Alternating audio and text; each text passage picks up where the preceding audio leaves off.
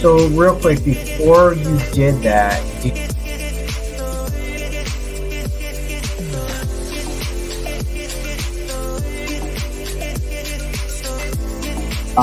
and your origin story, like how did you get into? Is that he made an age joke the last time we were? I'm gonna use that Kuka.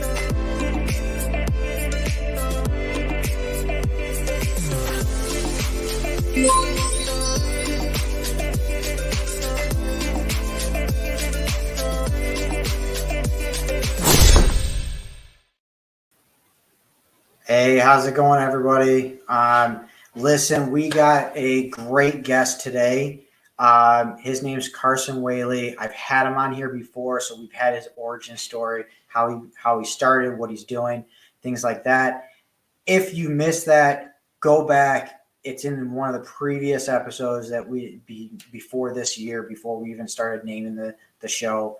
But welcome to Real Estate Talk with Randy Stedwell. I am Randy Stedwell.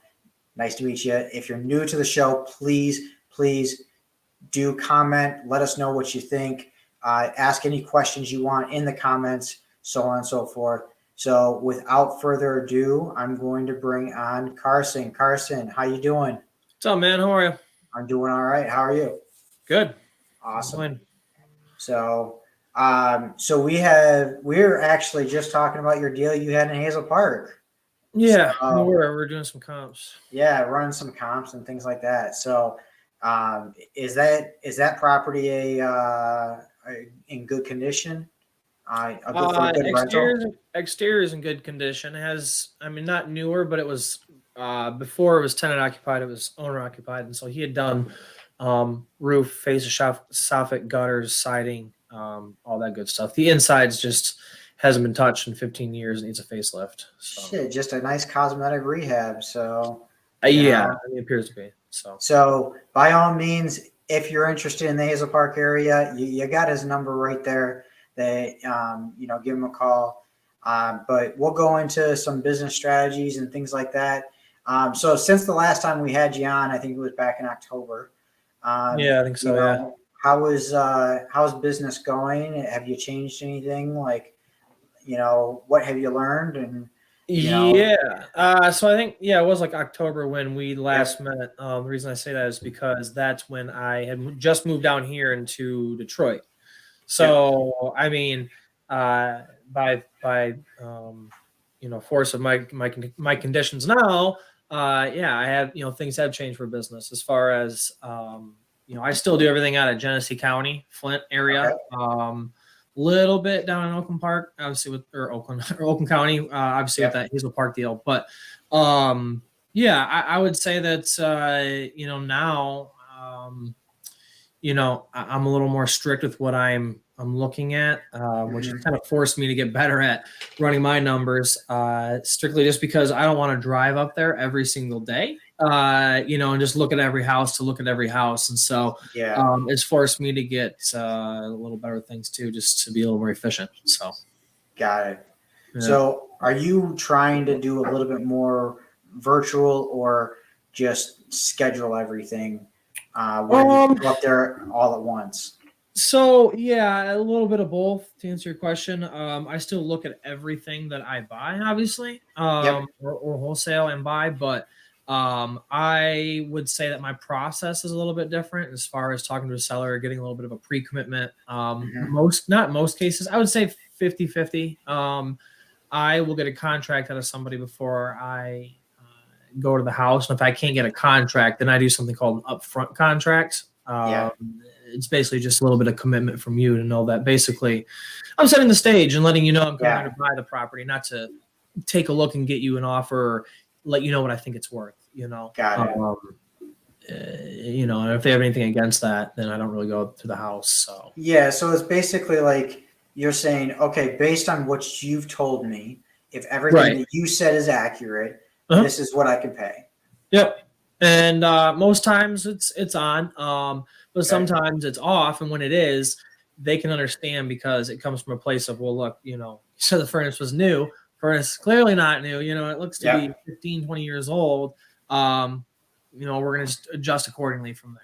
as far as price goes. And so it's really not too bad when we renegotiate price. I think so too. Sellers, right? Like they're not looking at homes every single day, so they're going to miss things or have a little bit different interpretation, or what's good to you might not be good to me. So it's not really like the blame game. As soon as we get there, we just have a reasoning for why now we're different. So. Okay. Yeah. So yeah, most definitely. And that's awesome. So are you still cold calling? Like how are you getting your leads? Yeah. So right now we're still just doing outbound. I mean, I do want to put some inbound marketing together, but outbounds are doing well. So I do both cold calling and texting. I have a couple of VAs that do both for me. They push them over. The CRM is warm. I take it from there. But everything that I do still is cold and outbound between texting and calling. Who do you use for your texting? Launch Control. I think I use Launch Control. I know Launch Control and what is it? I think it's REI Reply. I've heard some pretty good stuff about them too. They sound pretty similar. I think it just depends on what you want or how many people you have working with you, how much data you're pulling and whatnot. So, yeah, most definitely. I actually follow the same type of system. I just don't do the texting. I'm just doing cold calling at the moment. Texting has worked out well for us, actually. Yeah. I'm surprised. I didn't really have any expectation, but I've only been doing it since the beginning of the year. But I'll tell you that so many more people reply to you. And I think because the answer rate is higher, the chances of getting a yes is higher. Just obviously, it's a numbers game. But it's just funny. I like it just because even if you have like a list of let's say you have a big list of 5,000 people on it that you're you're cold calling throughout the month. Like if you have a dialer that'll show you how many times you've called numbers. You can pull that and then look at how many times people have never been called or never answered. And it's such a high rate. It's like, then you finally get them on the phone after calling that number 5-6 times just for them to tell you no. Right. Versus I sent out, I think you can send 150 text messages as a batch. So you send a batch in the morning, it's sent out to 150 people or phone numbers.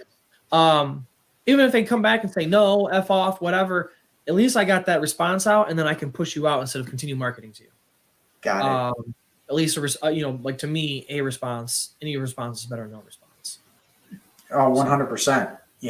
I'm all for, at least getting something out of them, Yeah. So but no, texting is, I like it a lot. I mean, I think it all works, but for me, I like the texting. Yeah. I think I need to get into it a little bit more, a little bit deeper. So I use call tools for my cold calling. I've never used call tools, but I've heard a lot. I've heard call tools a lot of programs. A lot of people throw call tools. I actually really like call tools. Is that a dialer? Is that just a dialer, or what is that? So it's you can use it as a dialer and a CRM, but I put all my lists inside there, and I do everything. The only thing that goes over to my Podio is anything that anybody says yes. Okay, we fill it out, and it just goes over to the Podio. So now my Podio is not filled with all these leads that we haven't contacted. Yeah, right. That's how mine's set up. The only thing that if you're in my Podio, it's because you raise your hand. Exactly. Yeah. So and it just keeps it clean. I like it, and I like it because if your Podio is that clean, then too what you can do from there, which a lot of the things I'm doing this year, honestly, is not much different. I have pulled probably 50,000-60,000 addresses over the last 3 years and kept them all in batch leads. I think I like batch leads for a lot of their stuff. I don't use their dialer or any of their marketing stuff, but I use them for their skip tracing or for I get them to pull my lists. And then saving them on that list tab that they have is really cool because everything that I've done in the last 3 years, I guess I've only been doing it for about 3 years. I've pulled that and took all of those people who were still on the table that haven't told me no, or we got a deal done or whatever, threw them inside the texting. And that's all I've done. And all the texting, all the deals we've gotten this year, which I mean, I say all, but I think it's been probably 4 deals with a 5th one in the works. The one I got, the Hazel Park deal, that's from texting. all this came from prior data I've had in the last 2 to 3 years. So, I Wow. mean, if you have enough data, I would squeeze there's still juice in there. I would still squeeze the juice out of it. Just because you use them last year, like, I don't know, it's just crazy for me. Unless I've only been doing it for 3 years, but if you're in your first or second year, you don't have that. This year, I've just went back and remarketed a lot of those same people, and I've gotten, I think, half the deals this year came from that. So, especially if it's a campaign that worked. Yeah, that's why you want to track your campaigns too. Yeah. Like if you have a deal log or whatever, whether it's your CRM or you're running like a spreadsheet on Google, it is so important to know where you pulled that from. Whether you're beating a dead horse, you're actually still pulling some money out of that certain list or whatever you had pulled. Super important, definitely. All the little things you don't think about, year 1 and 2 and stuff. You're just so worried about getting a deal. Which again, I mean, that should be your front focus, but some of the little things you pick up along the way, where you're like, just the little things that can make you that much more money as your awareness goes up, obviously, over time. Oh, most definitely. So and nothing you can do about it except for through time and I guess experience. But yeah, and so what are some of the lists that you've been pulling, like as far as like the criteria, like what the am criteria? I Yeah, what are you pulling? Yeah. So, I mean, a lot of the stuff that I do, honestly, has been through a lot of the programs I've went to. But the 2 things that I do, as far as like, this isn't the type, but like the 2 that I do is weekly distressed, and then monthly.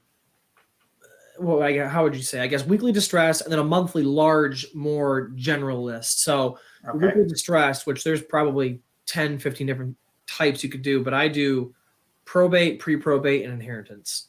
Just because inheritance could be probate was pre-probate at once, and pre-probate will obviously. So I try to beat them at all corners there. So that's why I do inheritance, probate, and pre-probate. And it's weekly distress because I get it every Wednesday from the source that pulls it from the courthouse. Got it. So then on a monthly list, what I do is I pull probably 5,000 records for the texting, 5,000 for the calling. And those are usually motivation, or I'm sorry, opportunity mixed with motivation. So opportunity, like let's say you're looking just to make cash offers, you're not worried about sub 2 or anything like that. Opportunity would be equity, or it's fully paid off, or they've owned it for a long time. So if they've owned it for a long time, and if they haven't refinanced, they've appreciation plus pay down. So that's opportunity. And then motivation is usually what I'll do, like for example, is throw vacant on there. But then I'll go a little bit deeper to see, like if I'm pulling a list and I say there's 8,000 people on this list, I've learned a sweet spot of how many records you pull. For me, anyways, it seems to be about 5,000 or so. 5,000. If I have 8, 9, like it's too general, and you're wasting time. So if it is, say I have equity in there, a large amount of equity, then I put the vacancy tab on there.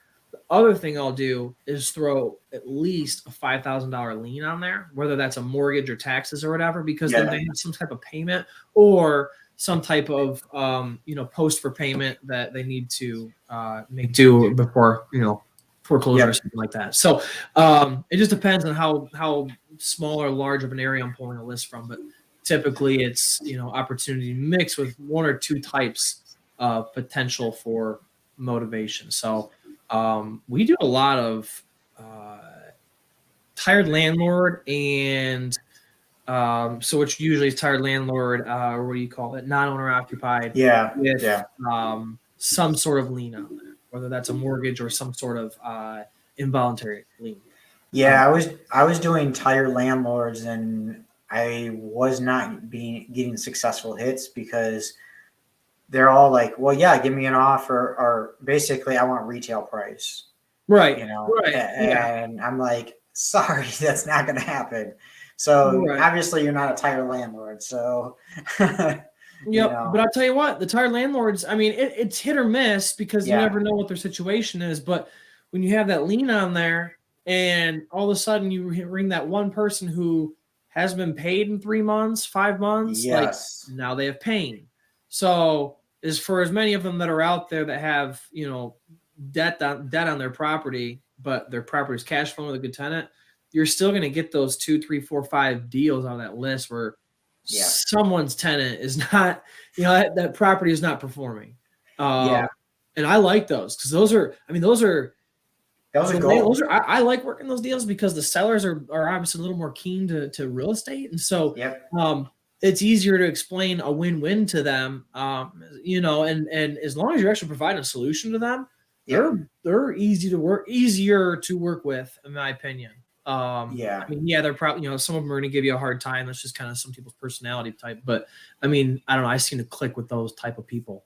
That's the thing. Like, you talk shop with them and see how it goes. And, that's the biggest thing that I've seen on it is, like, they know what's going on. You're not having to hold their hand throughout the whole process. They know exactly what's going on, Yeah. So, that's the two types that I'm doing. It's not nothing crazy, but weekly distressed and then a larger list. I just like to go niche in general, just to kind of keep two different, things there. So, and one thing that I've been on, even newer people, is mainly about consistency. Just because you buy a list and you don't get any hits, you just have to be consistent, and you do. And especially with the follow-ups, because it'll only be like a 5 to 10% chance that I'll get something off of a list. I'll get a hot lead and they're like, I want to sell, and I'm going to give it to you exactly what you want today. Yeah. So 90% of the time, 90 to 95% of the time, it's not until I follow up with them the 5th, the 10th time, the 12th time. Our average point of contact. So if as far as just you and I, and not just a text, but a texting conversation in itself. Yeah. But, the average point of contact we have with a closed deal, not a contract, like a closed deal, is 17. Wow. Yeah. So you're right. There's some that are like, I've had them where we went over and signed the contract the next day. You're like, holy crap. But but again, it's consistency, because you will get those if you're consistent. Most times it takes, say you pull a list today, and this is another thing I learned in a some good education I got last year, but it's return. What is it? It's your cash return cycle, basically. So the time you put money into marketing and the time you get all of that money back on cold calling, between the point in time where I spend $500 on a list and skip tracing it, and then paying a cold caller, and I'm a couple grand in, or say I'm two grand in for 3 months, and I'm $6,000 in.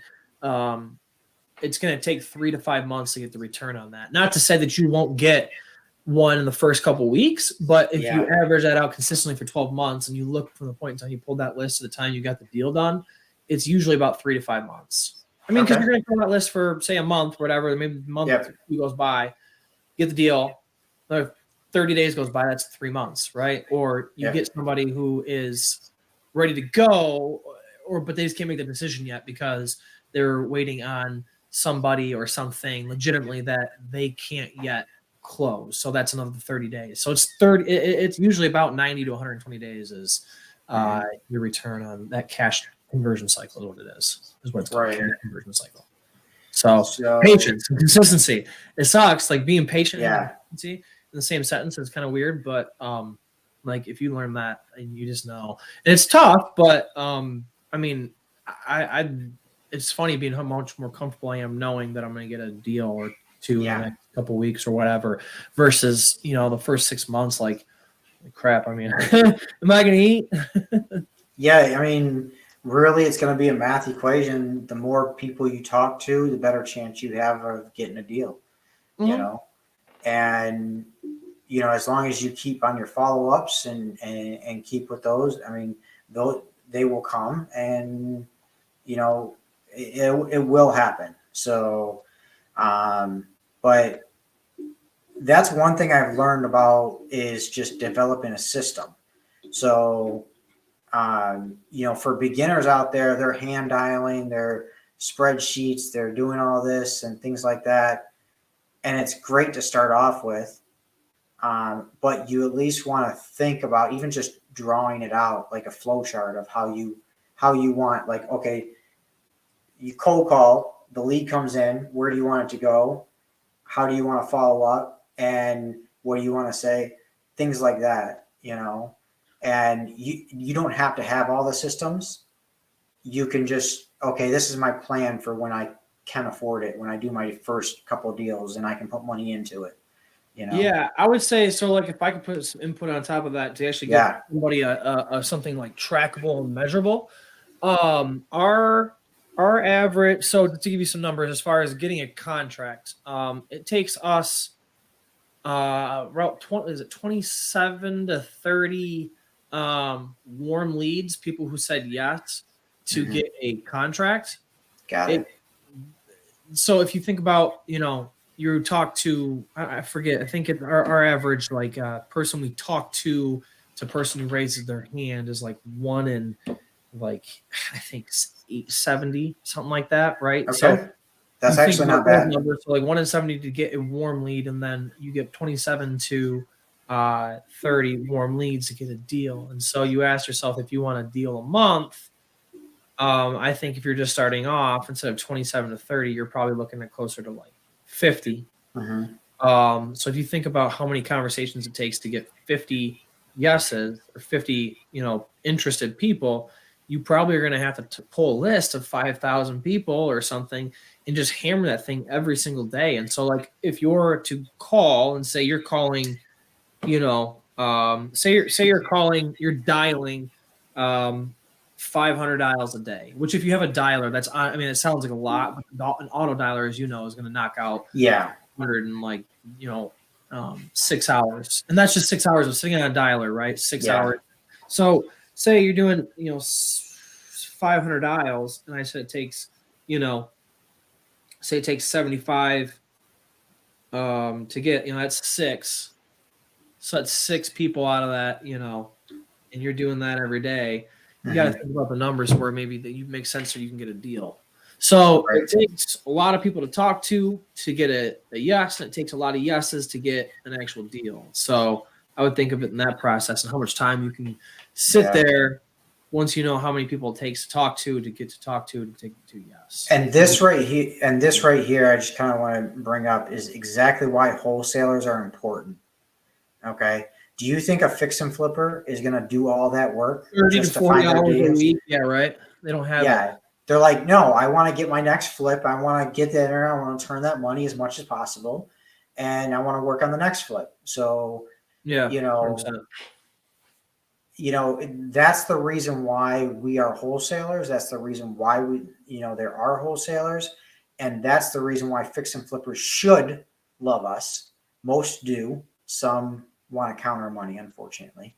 So, usually those that want to count our money, I usually don't sell to them anymore. So just deals on the MLS for them. Exactly. Yeah. So, now you also do fix and flips and buy and holds as well, right? I don't hold anything right now. I kind of have a different goal in mind for that. Sure. Only rental I have is my old house. So I moved down to Detroit here in downtown and decided to rent. I like the idea of just renting and not having any maintenance for the home. But anyways, no rentals, just my old first home that I have that fortunately cash flows pretty well, but I bought it when my mortgage was 3%. So, but right now, it's all, I'm an agent. So I do a few listings. It's probably 80% wholesale, 10% flip, 10% list. So my goal is to do, and I just started doing this. I did my first flip last year, but my goal is to do, a flip a quarter this year, just because it'll supplement the wholesaling. If I can do a flip a quarter, wholesale, 3 deals a month, 4 deals a month, that's just kind of, it fits my goals, fits my capacity, as I'm just myself and a couple of VAs. So, it's something I can get a good wide base on, and then maybe next year scale that. Instead of doing 4, we do 6 or 8, and then 5 wholesale deals a month or something. But that's what I've been doing this year so far. So that's awesome. Yeah. No, I mean it's a really good thing to know where you need to go and what you need to do. And hey, I have goals that I want to do one flip a quarter. I want to do 3 to 4 deals a month. So on and so forth. So, Yeah. um, you know, what do you find that is so? I mean, you talk to a lot of people as far as people in the real estate game and new wholesalers and things like that a lot. Um, what is the most common question you get from a new wholesaler? How do I know what a deal is? How do you know what a deal is? Okay. I just And feel like that's either the common question I get, or they say they have a deal and I look at it and it's not a deal. So, yeah.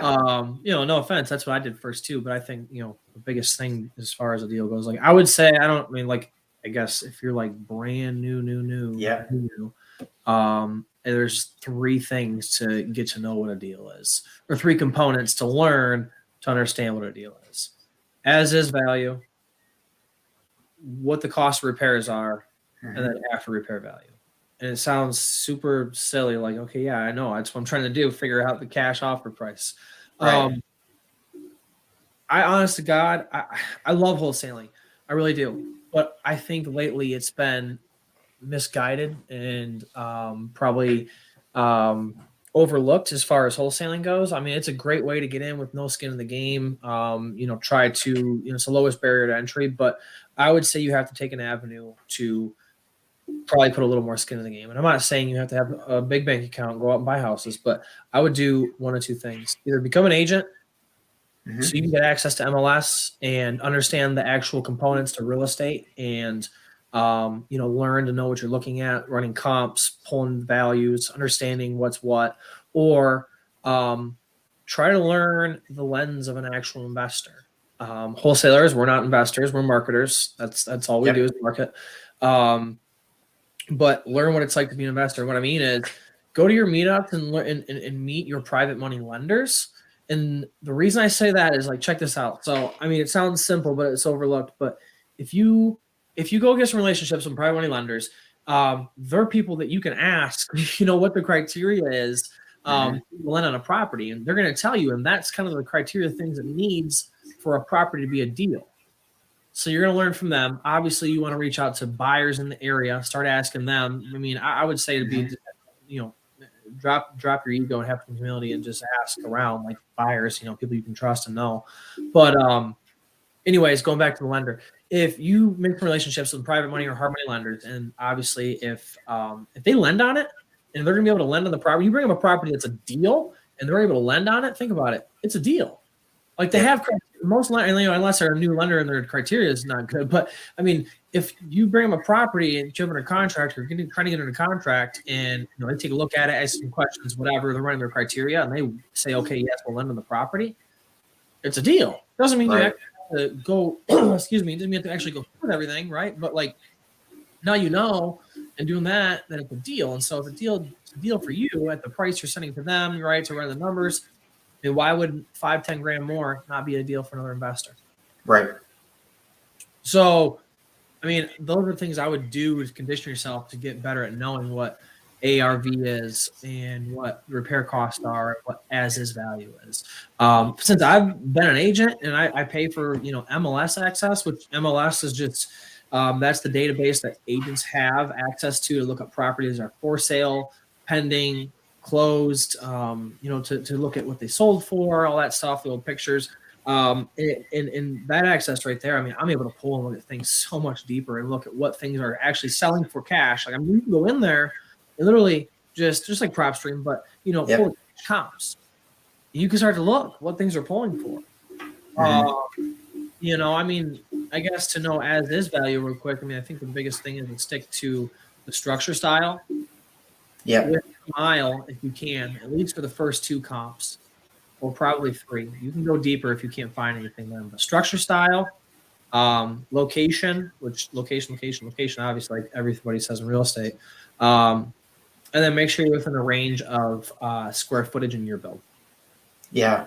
Like, Now, don't get too nitty gritty, but like I you want to compare a ranch to another ranch. You want to Yes. compare a 1,000 square foot home to 850, 900 up to 1250 or so. You don't want to compare it to a 2,400 square foot home. You don't want to check, 5 miles across town. And, obviously if you're in an area that's dense enough, but, and then you don't want to compare something built in the 50s to 2020. Right. And you got to be careful about crossing main roads. Yes, in more dense area. I mean, like Genesee Yeah. County is a little bit different. We're 500,000 people in our county versus Oakland County, which is it 2 million or so? Something like that. Yeah. Right. But to your point, yeah, like what that is a deal. I mean, Yeah. like you were just talking about 9 Mile. I mean, yeah, as little as those little nuances, but going north of 9 Mile is better than south of 9 Mile. Right. And that's like it's the same thing in Warren. That's what they actually have a special thing for it in Warren. South of 9 Mile is considered South Warren. Yeah. Yeah. So I mean, yeah, the location and proximity matters to stuff like that. But yeah, I mean, that's the other thing as far as getting to know what a deal looks like. Yeah. Like I mean, I'm sure a lot of people like even myself like got into wholesaling and real estate probably from watching YouTube or Facebook, Instagram, whatever, even TikTok apparently. But a lot of things you see on there are the people that have been doing it for 10, 15 years, right? Or whatever, gurus. And you see a lot of them who wholesale statewide, nationwide, things like that. Yeah. That's cool. That's good for them. I mean, maybe one day I'm there and I'm wholesaling nationwide, but I think what a lot of people forget about is playing in your own sandbox in your own backyard. Like tell me a location you don't know better than your own backyard. Exactly. And you're able to make a decision quicker than some out of towner that's just kind of comparing comps all across town. You're like, no, like, do you know what's across 9 Mile? Exactly. They don't. So, I mean, that right there has gotten me much more comfortable. Like someone sends me a deal now, as far as in Genesee County. I'm like, what cross streets? I'm like, what do they want for it? I'm like, probably a little high, but I'll check it out, versus having no idea or an out of towner. Like, all right, let me go back and run my numbers. Like, I don't need to, like, I mean, maybe, but I can just tell you hot or cold, and then I'll be able to take a look at it. So that honestly has been able to have me be much more efficient, I guess. Most definitely. And that's one thing that, I look at, and that's the reason why I tell people, they're like, well, do you do other states? Do you do other markets? And I'm like, I'll look at something, but my focus is the Tri-County area. They're like, I'll give my general real estate knowledge, but I mean, tell you if maybe you're working on a deal or not. But it's not. I mean, you got to think about your hours in the day and the time that you're spending on things. And I'm not saying to cancel everything out, but I mean, like I specialize in Oakland, Macomb, and Wayne County. I'm Genesee County, and I've picked 4 or 5 places in Oakland. And I've actually come to you on anything in Genesee County. I'm like, hey, I don't know this area. Could you tell me? Like, that's how, I mean, that's how I do it. So, I mean, knowing your stuff is key. Honestly, I think this year, if I haven't done anything different really, or besides adding texting, but I mean, I've been marketing this year to the last 2 years prior, Genesee County, and now this year a little bit, last year to Oakland a little bit, but I mean, the difference this year is that I'm just going deeper in my own market, and when I go deeper, I now have seen a lot of these same if it's not the same property, it might be on the same street or neighborhood. And I know what deals were and were not selling for around there. And I guess just like longevity, which I haven't been doing it for a long time at all. I've been doing it a speck of time. But I mean, just 3 years of being consistent, I'm like, holy crap, what will 5 and 10 years of consistency look like as far as just sniffing out opportunity in Genesee County. So it's just, I guess it pays to stick around and, go deep in your own market first. And I find it funny that a lot of people from out of town, they look at it, they're like, you can get a house for that price? And I'm like, yeah, but it's not in the best area. But if that's what you want, if the only thing you're looking for is cash flow, cheap properties, by all means. Now you still have to. My biggest thing is this: I tell people, anybody who's new coming into the area, going into Detroit, going into Flint, you need to have a good property manager that is good in that area. Yeah, I mean, all the houses I even wholesale to, like I've never bought anything in Flint. Everything I've wholesaled in Flint, 9 times out of 10 has been to a property management company, or somebody who is out of town who I refer them to the same property management company. Right. So, and that's another thing is getting to know these people, going to these meetups, I get probably about 3 or 4 property management companies like talk to me all the time. Hey, like I know them off the top of my head. I have them in my, in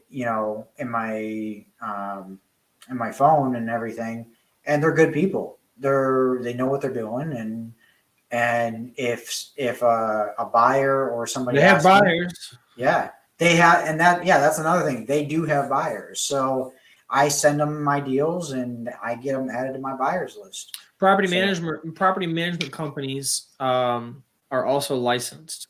So more than likely they have buyers and you can work with them. You don't have to pay them a wholesale fee necessarily, but you might be able to pay them $1,000, every single time because you can do volume with them or whatnot. I mean, there's carve out your own relationship, but I mean, opportunity is definitely there.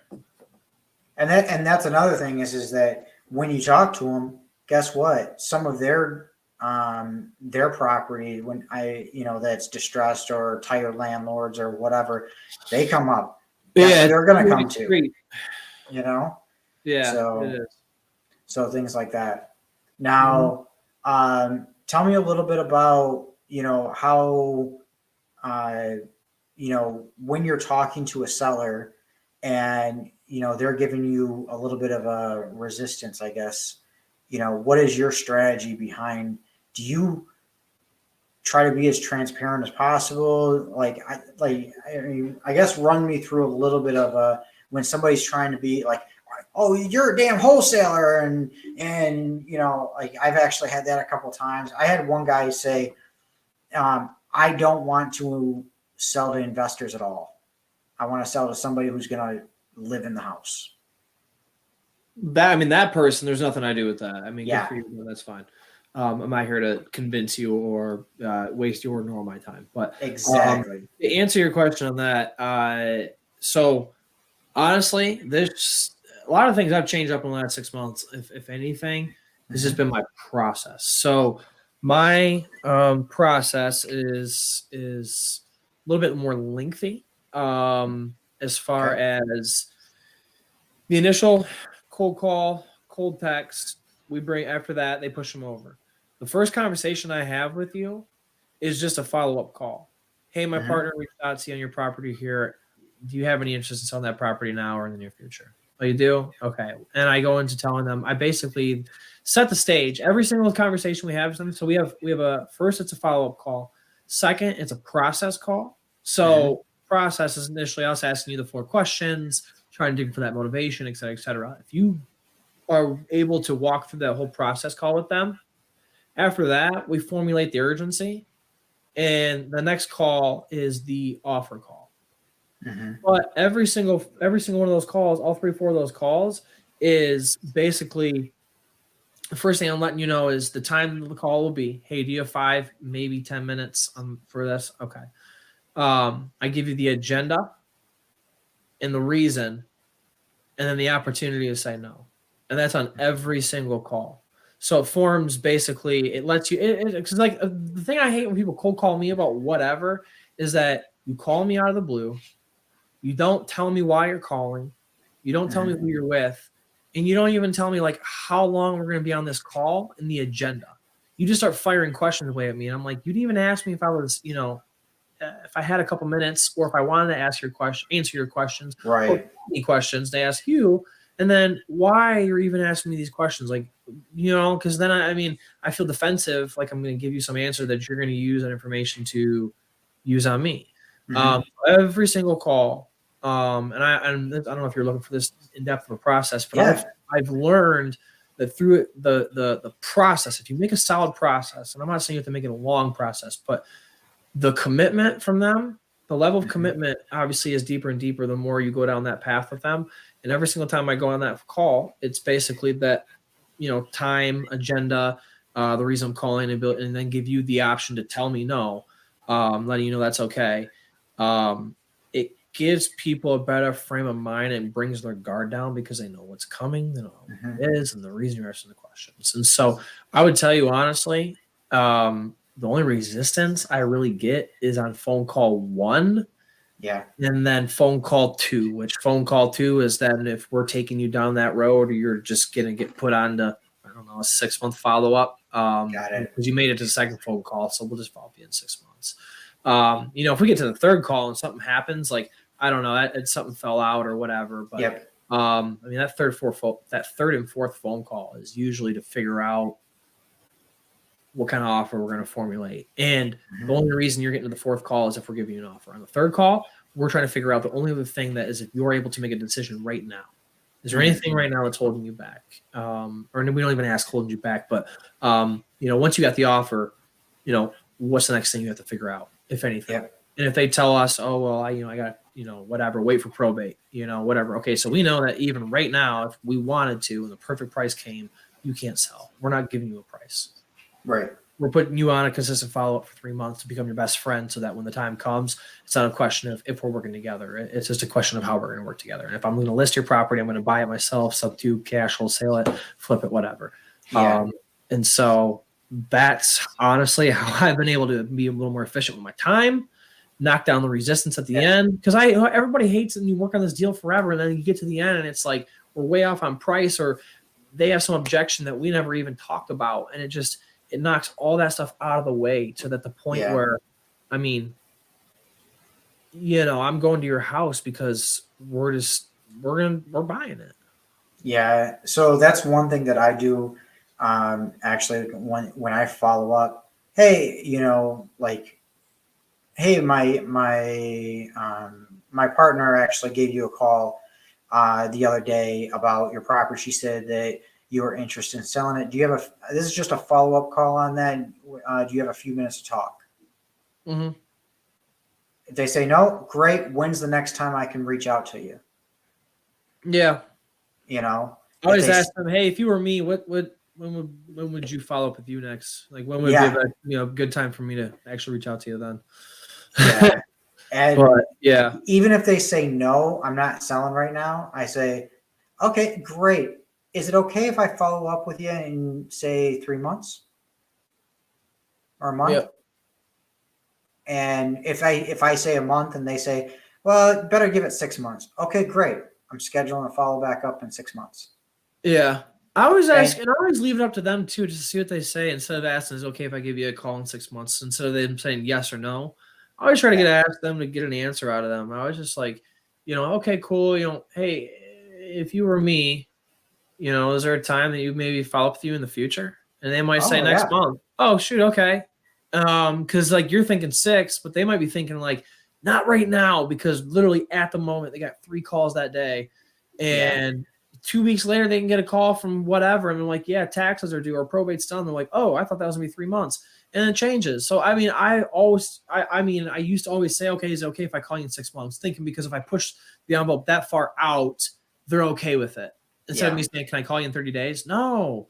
Like, so I always just say, if you were me, is there in the future that would be okay to follow up? And they might say, yeah, And whatever they say, I always set it for a little bit early. Yeah. Do it like 25% less. You know what I mean?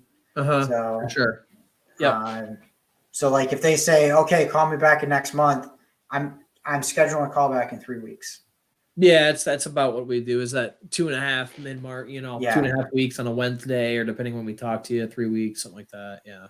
Exactly. So now you said you have virtual assistants. Are they out of the Philippines at the moment? Both in the Philippines, both.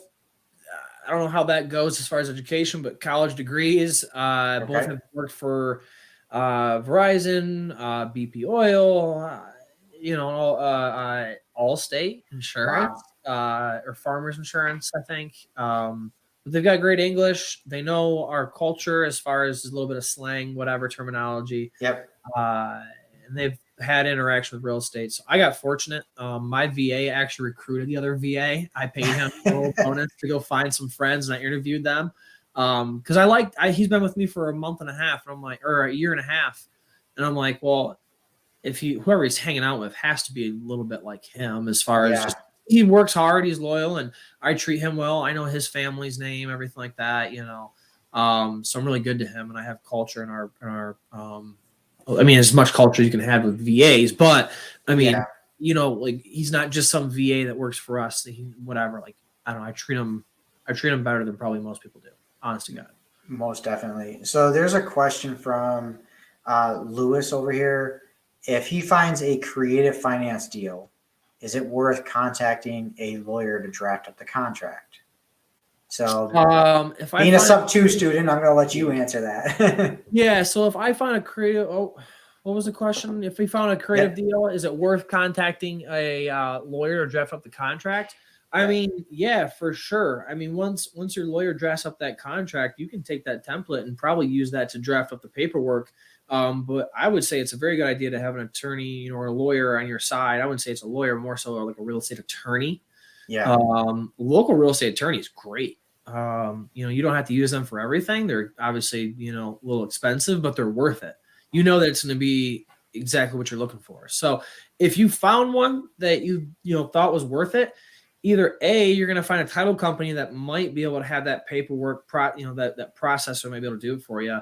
Or B, you'd find a real estate attorney. Or C, if you go into Facebook and you look at Pace Morby's Creative Financing Group, which is public, there are creative finance transaction coordinators that you can pay. They have their own services, just transaction coordinating, and part of that is drafting up the documents for you. So they will, which I've paid actually. I've only done two creative deals, but the first one I did actually inside of the sub-2 program. I found somebody who has just a creative financing transaction coordinating company, and that's all they do. Wow. And I paid them $200. I mean, an attorney is $300 an hour. I paid them $200 to get all the paperwork together. They just asked me all the questions of the deal. They did that. They sent it on DocuSign and sent it to my seller for me.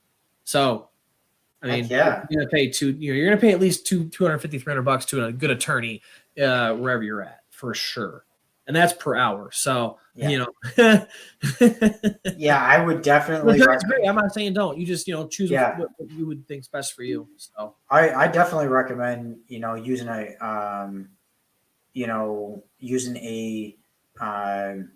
transaction coordinator from. Transaction coordinator from the sub-2 group. It's, and you don't have to be a sub-2 student. There's a public one. I think, like I said, I think it's Creative Financing by Pace Morby or something like that. It's it's out there, but there's people in the sub-2, like I'm in that group. So there's people, I guess, honestly, if you want, I can try to connect somebody to this fellow sub-2s here as well. Yeah. I'm local. Yeah. Oh, see, look at that. So this is in the Facebook group. This is Sherilyn Turner. So in our Facebook group here, fellow sub-2 student here as well. And she's a local practicing attorney. Great discussion tonight. Looking forward to working with both of you in the future.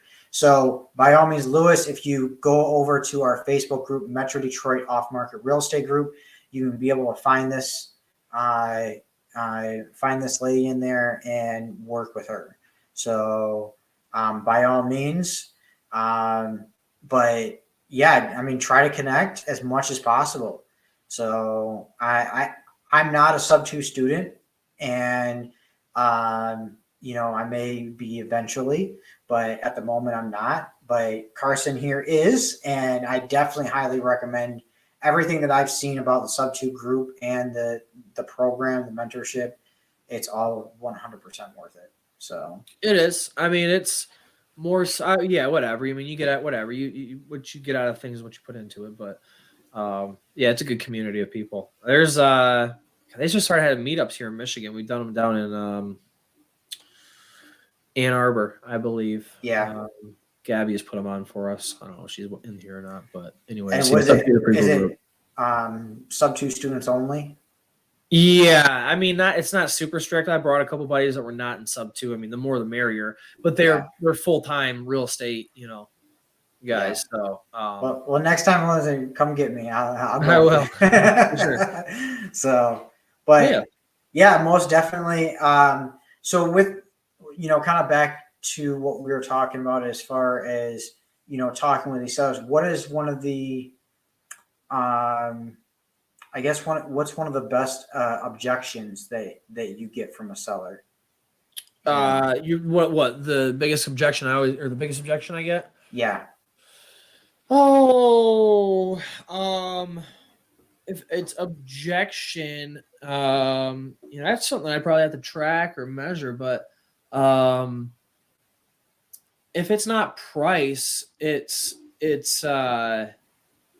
I think it's understanding the process. I mean, I'm trying to think of the biggest objection I get. Honestly, I'm trying to think on the spot. And what are some of you get? Maybe I'm trying to, help. Yeah. So some of the ones that I get is obviously the price. That's the biggest thing. Right. But, I mean, yeah. But besides the price, it's I'm not ready right now. I still want to sell, but I'm like I have one today, like that I follow up with her every single Monday because she's off work on Tuesdays and Sundays. And she goes, I'll if anything, I'll be at the property on a Tuesday. It's an inherited property. And so I call her every single Monday and say, hey, you going to be over there tomorrow? I can come meet you out there. Oh, I still got to clean it. I don't care about all that stuff. Like I can get you an offer. No problem. I can look past all of that, and so every single Monday, like, it's literally come down to, I call her up. Hey, this is Randy. Oh, hey, Randy, how's it going? Like I'm not even talking about the property. I'm talking about her, how her week was, how her weekend was, stuff like that, but the biggest, I won't even call it an objection, but it kind of is it's just the timeline. They're procrastinating. If anything, yeah, because I'm like my thing about objections now, honestly, is just that upfront process of trying to figure out your level of motivation. Because at the end of the day, then too, it's really not an objection. It's more so just handling their situation. Yes. And so a lot of the situations that we end up closing on are just things that take time, whether that's probate, divorce. I've had people where they were letting their other spouse live in the property with their kids until their kids were out of school, and so we've waited for school years. We've had situations where tenants are going to move out in 2-3 months, but they know they're not going to lease again. The property needs work, and so when they're done, it's vacant. They can sell it then. It's always, I would say, the biggest, and that's why I'm saying I don't want to even really call it an objection, but like the biggest thing for us is just time. Time and timing, because things change all the time too. Today, I guess I had a guy that I just talked to 2 weeks ago that wanted me to, he's like, yeah, I want you to come over and take a look at the property. And I was just like, well, cool. I said, that's cool, is because the reason I'm contacting you is because we just sold a property or two. We're looking to buy the next one. So I don't care. I mean, I always tell people this. I can, check with you in 6 months. That's cool too. But we're looking for the next property we can close on in the next, say, 30, 60, 90 days. If we came over there and the price came to it, I mean, is that something you're ready to do? I mean, I can always call you in 6 months and I always push it out. I would say, as far as like objections go, I think I now more have pushed things out to reel people in. Got it.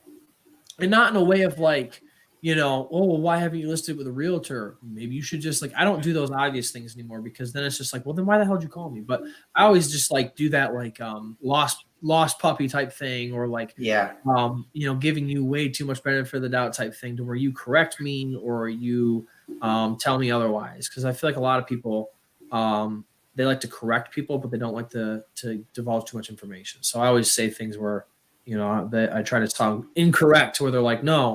Like I would sell in the next 30, 60 days. Like, oh, really? Okay. Well, tell me about that. Like, like what have Right. you? And then they might tell you. So I'm always just kind of playing. I don't know. I'm trying to play chess with people a little bit. Not too much, but I just, I don't want to. I'm not here to chase you and make you feel like your property's gold, and that's why we're calling it. Like, we're calling you because we're calling the neighborhood. We're calling the neighborhood because we're looking for a property today. If you're not ready to sell today, that's fine. We're always looking for properties, but the reason we'd be coming over is because we're ready to buy. Exactly. So I just set the stage a lot of times. I set the expectations all the time. Yeah. And then just tell them, like, hey, I always tell people too, like, oh, you know how many people I talked to today? I'm like, nobody wants to sell to me right now. Like, totally understand if you say no. Like, you just be the next person to tell me no. Right. I don't know. I guess that's come with being comfortable. Like, first I was scared to have anybody tell me no because I was gonna lose a deal. But now I've just realized, like, dude, the more I can get through those, the quicker. The more I can get to the yeses, and then the maybes or whatever, and the time frames. Like, that's just when a good badass follow-up system comes in place. Yeah, 100%. So that's actually a good thing. I'm actually going to be taking notes myself there. So, because I always bring that up. Hey, well, if you want that price, that's more retail. I know a few realtors, and I can, that are very trustworthy, and I can get you set up with a realtor. Yeah. So that's okay. I don't know how much time we have left, but no, that's good. To sum that up, the reason I became, not one of the reasons I became a realtor is so that I do like helping people out no matter the situation. Like, if we can list your property and you're cool with that, you trust me, you like me, like, let's list it. That's cool. I'm all about maximizing my deals. And so, one thing I do for people is I walk through with them and they say, I want 100. This is how I locked up the Hazel Park deal.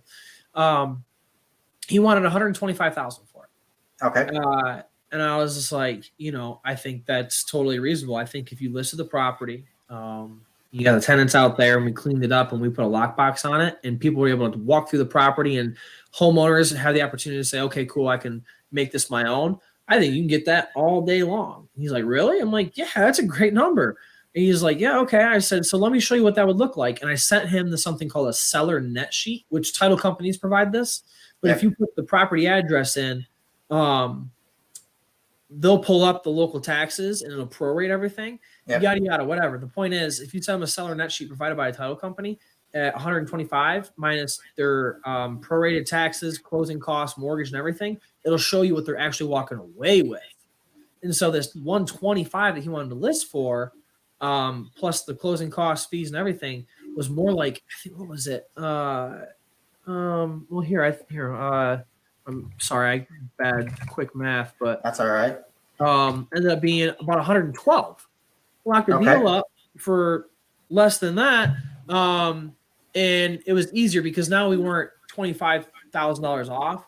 We're like maybe 10 grand off, and I just asked him, hey, totally understand where you're coming from. So if you want to get this, just know we got to do A, B, and C. If you're cool with this, just know we don't have to do anything at all. Yeah. And then I just shut up, and then I let them in their own head say, okay, send them the 10 grand more, but I got to put maybe a little bit of time and effort into it. And then I'm not sure if I'm actually going to get it. Cash sounds good. Or if they don't, and they're like, let's go for that. Okay, let's go for that. So then it's just easier to let people go in the direction that they want to go.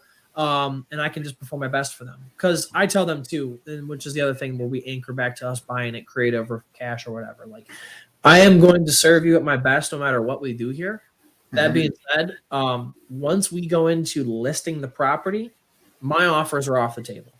I'm not going to do that and then circle back around to my offer, and then you question me if I perform the best for you on listing the property, or another broker sees that it's sold and I end up buying it, and now my credit or my character is questionable. Yeah, legally you can't do that. Yeah. Oh, see, okay, I didn't even know that. Well, good thing I'm a moral person, man. Well, because the thing is it's ethically.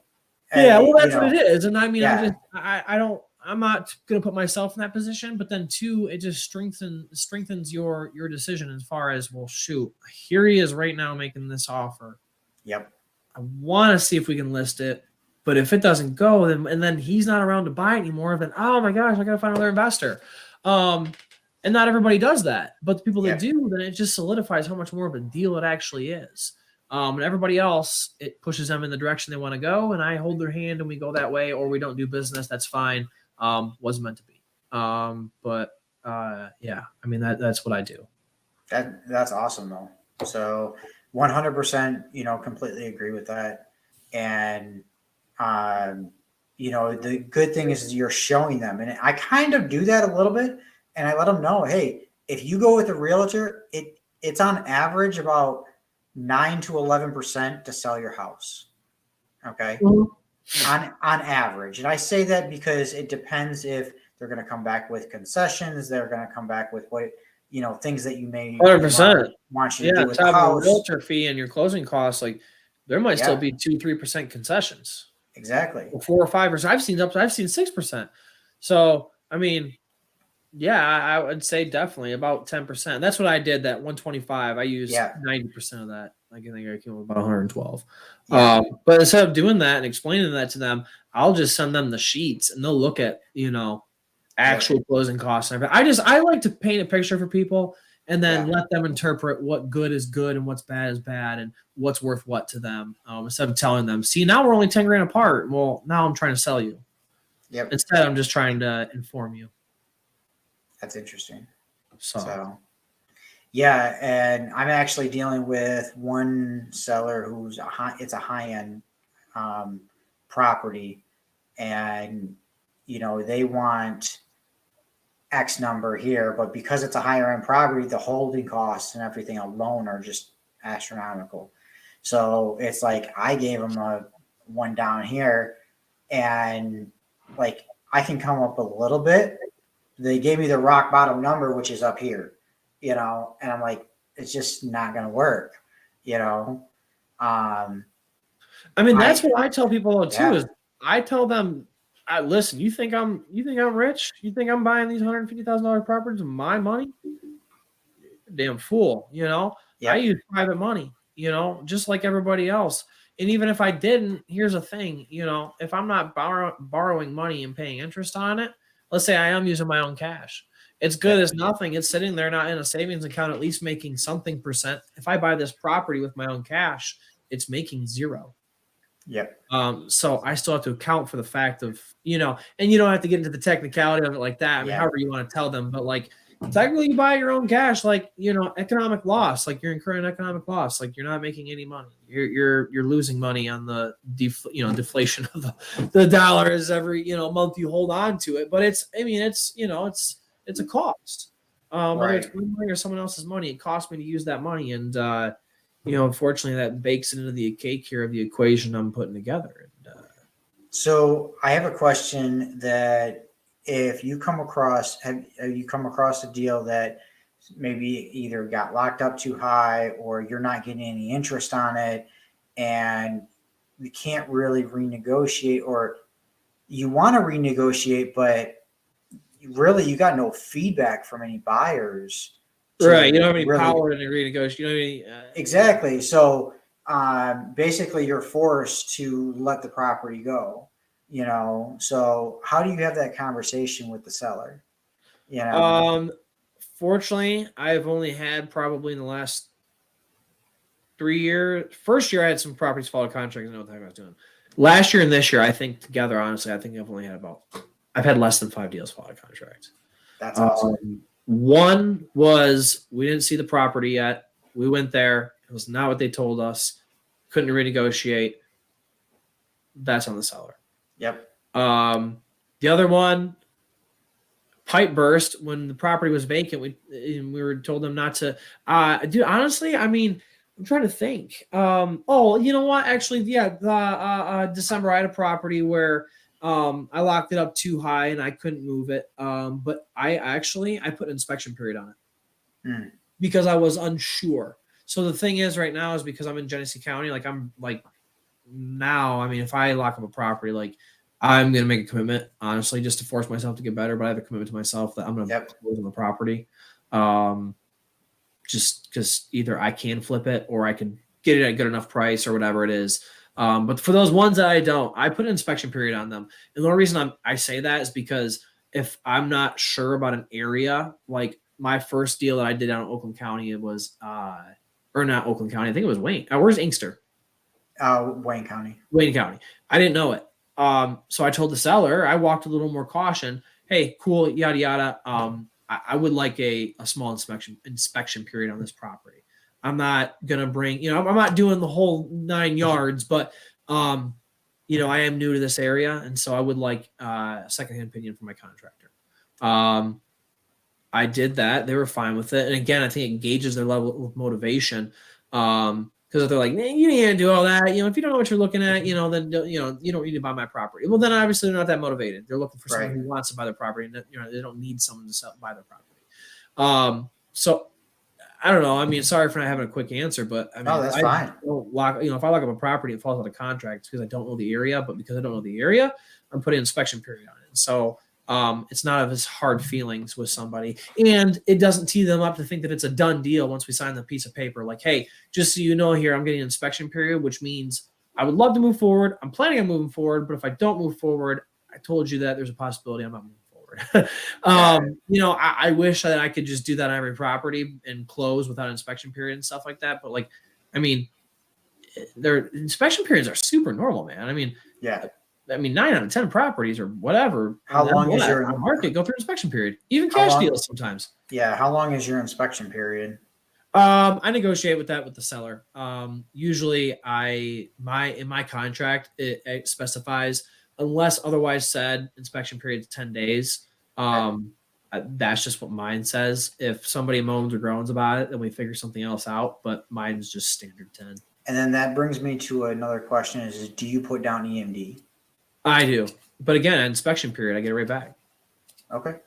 But if I'm in Genesee County, 9 times out of 10, I don't do an inspection period, and I will put $1,000 down. Okay. $500 usually. Yeah, it's usually about $500. Okay. Sometimes and then if it's a hot deal and that seller like is getting multiple calls and stuff, like I'll solidify my offer with letting them know, like I'll put $2,000-$3,000 non-refundable back. Meaning, if I goof up, you're keeping my cash and find another investor. So I will do that, but that's because I'm in Genesee County and I know what I'm looking at. So I guess I teeter-totter, right? Like I either use my advantage because I'm in my own backyard and I full throttle it and tell them I'm going to do ABC. Or if I don't know where I'm at, unfortunately, I walk a little more caution, but it doesn't hurt anybody's feelings because I already told them what I'm going to do.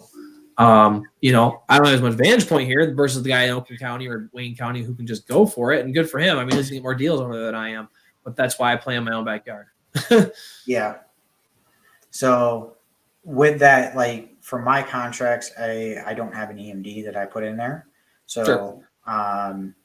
So the inspection period is kind of like the length of the contract. So, everybody does it differently. But everyone does it a little bit differently. Don't mention much at all, really. They don't care, but yeah. Now it's different when I'm talking to an agent, Well, yeah, you got to walk away. Yeah, you got to walk how they walk. Otherwise, they're controlling the deal. Awesome. So, is there any last tips that you would give for new wholesalers out there, just trying to get started? Stay in your own back, work in your own back. I mean, unless you live in, the middle of nowhere, but I mean, work out of your own backyard. Nobody knows it better than you do. If you don't, actually want to close on properties, I would at least put yourself and train your brain to be in the mindset of an investor. Go out, talk to investors, learn the costs of private money. So eventually I'd imagine most of us want to eventually flip properties or buy rentals ourselves. So why not start that practice now and start learning hard money lenders, working with them, or at least running deals by them. If they fit their criteria to lend on, then you're getting better at looking at and knowing what a deal is. And then from there, just learn to have your I call it our perfect seller appointment, but that's just, setting the expectations up front.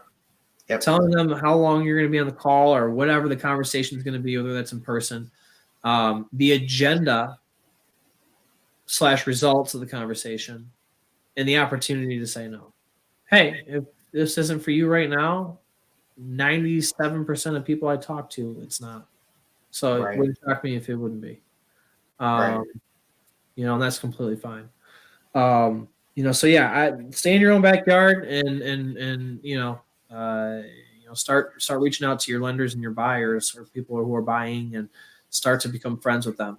I mean, it's give and take. If those people are giving you information and helping you out legitimately, make sure you bring your deals to them too in return. And that's one thing. If you are doing your own backyard, I'm going to tell you the best list, okay, to go for. All right. This is the 100% guaranteed best list to go for. It's called a driving for dollars list. Yeah, for sure. You go out there, it's distressed because you view it. You know that there's something going on, whatever it is, and you add that to a driving for dollars list. And sometimes those houses aren't on any lists for some reason. Right. Exactly. So they probably don't. Everything's paid. Like say it's a vacant property, but the owners they're keeping up with the payments. They're keeping up with the taxes. They're keeping up with everything. They have a lawn service that comes in maybe once a month, just enough to keep the city off of their bay. Whatever the case may be. And you go in there and you see whatever things may go through that it looks distressed and you add it to your list. Mm-hmm.